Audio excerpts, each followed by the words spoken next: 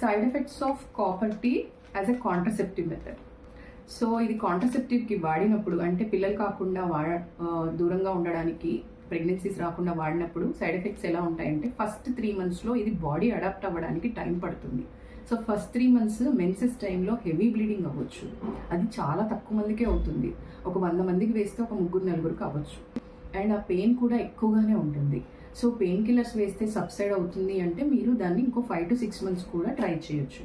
5-6 months తర్వాత కూడా ఇంకా పెయిన్ఫుల్ పీరియడ్స్ ఉన్నాయి, హెవీ మెన్స్ట్రల్ బ్లీడింగ్ ఉంది, అవ్వట్లేదు అన్నప్పుడు మీరు హాస్పిటల్కి వస్తే రిమూవ్ చేస్తాము. It's just 1 minute procedure.